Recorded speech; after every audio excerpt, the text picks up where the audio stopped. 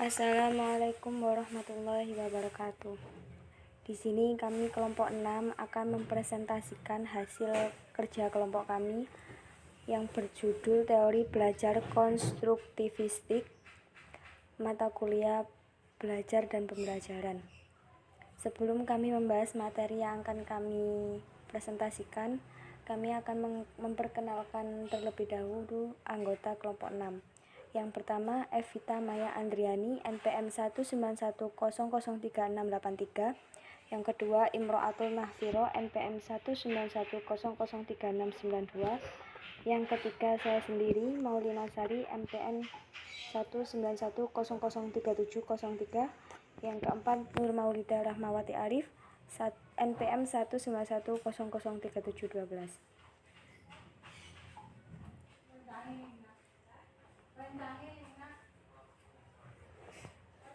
Materi yang akan kami bahas yakni pertama, pengertian teori belajar konstruktivistik. Yang kedua, tokoh teori belajar konstruktivistik. Yang ketiga, proses mengkonstruksi pengetahuan. Yang keempat, proses belajar konstruktivistik. Yang kelima, evaluasi belajar konstruktivistik. Yang pertama, pengertian teori belajar konstruktivistik.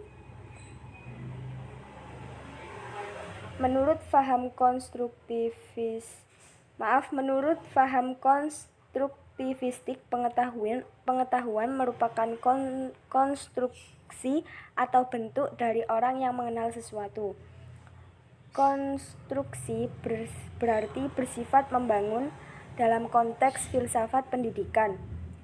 Konstruktivisme adalah suatu upaya membangun tata susunan hidup yang berbudaya modern. Selanjutnya, teori belajar konstruktivistik.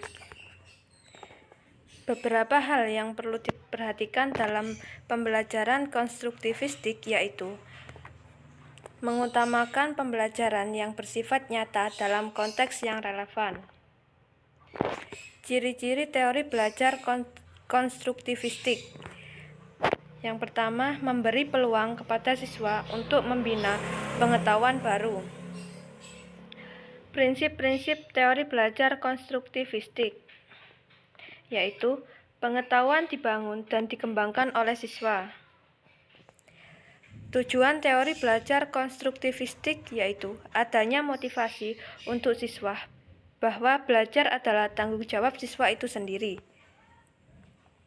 Kelebihan teori konstruktivistik yaitu bisa adanya grup atau kelompok untuk saling berinteraksi. Kekurangan teori konstruktivistik yaitu tidak cocok untuk siswa yang pasif. Proses mengkonstruksi pengetahuan. Manusia dapat mengetahui sesuatu dengan menggunakan inderanya, melalui interaksinya dengan objek dan lingkungannya. Misal dengan melihat, mendengar, menjamah, membau, atau merasakan. Seseorang dapat mengetahui sesuatu. Pengetahuan bukanlah suatu yang sudah dibentuk, melainkan suatu proses pembentukan. Von Glaserfeld mengemukakan bahwa ada beberapa kemampuan yang diperlukan dalam proses mengkonstruksi pengetahuan, yaitu yang pertama, kemampuan mengingat dan mengungkapkan kembali pengalaman. Saya Imro'atul Nahfiro akan melanjutkan presentasi yang dijelaskan oleh Wati. Proses belajar konstruktivistik. Kegiatan belajar lebih dipandang dari segi prosesnya daripada segi perolehan pengetahuan dari fakta-fakta yang terlepas.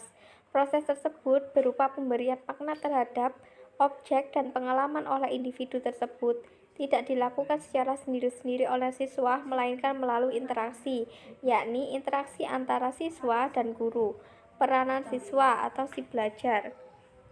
Menurut pandangan konstruktivistik, belajar merupakan suatu proses pembentukan pengetahuan. Pembentukan ini harus dilakukan oleh si belajar. Ia harus aktif melakukan kegiatan, aktif berpikir, menyusun konsep, dan memberi makna tentang hal-hal yang sedang dipelajari. Guru memang harus mengambil prakarsa untuk menata lingkungan yang memberi peluang optimal bagi terjadinya belajar. Namun yang akhirnya paling menentukan terwujudnya gejala belajar adalah niat belajar siswa sendiri. Dengan istilah lain, dapat dikatakan bahwa hakikatnya kendali belajar sepenuhnya ada pada siswa. Paradigma konstruktivistik memandang siswa sebagai pribadi yang sudah memiliki kemampuan awal sebelum mempunyai sesuatu.